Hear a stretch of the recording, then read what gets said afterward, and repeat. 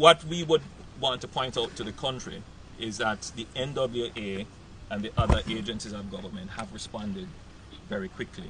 And as you can see behind me here, tractors are mobilized already. I gather there would be 70 odd roads that were affected, blocked, but I would say about 95% of those roads have been cleared. So equipment is mobilized right across the affected areas and work is being done. There are some areas that are affected that will require a little bit more than what we are doing here. Heavier equipment and the deployment of technical resources and building major structures. Generally, the response, I think, would be good. There are some areas that, because of their remoteness, we may not have been able to get to.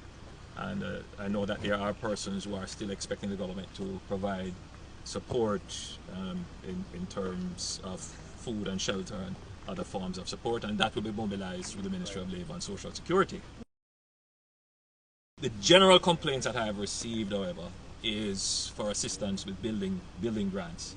Whenever we have these heavy rains, given the housing infrastructure that we have, much of which is significantly deteriorated, people have reported heavy leaks and damage to their roofing.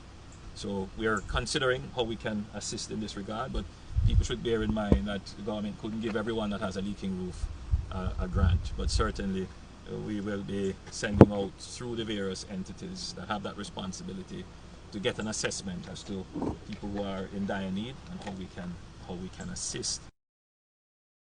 This morning I conducted a tour of affected parishes, being St. Andrew and St. Thomas. We did both tour by air and by road. For St. Andrew, we looked at damage in East Rural St. Andrew, which was quite extensive, especially in the Guava Ridge area. I know MP Holness is working very hard to have those areas addressed and to ensure that the people who are affected have some support. We also toured the Western St. Thomas constituency.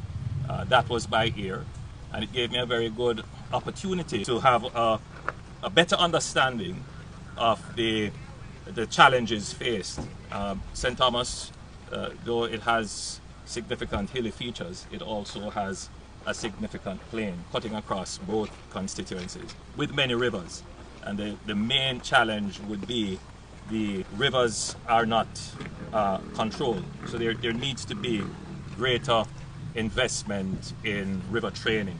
So the rivers are overflowing the banks as you would know them for 10 or 15 years, and they're changing their course and destroying agricultural land and threatening houses. In West Rural St. Andrew, the damage is mostly from landslides, and that has to do with the soil type. And historically, we have chosen to cut roads in these hillsides where the land is unstable, and it is going to happen naturally as we have heavy showers of rain, and particularly when we would have had an experienced earthquakes that would have caused the soil and rocks to shift.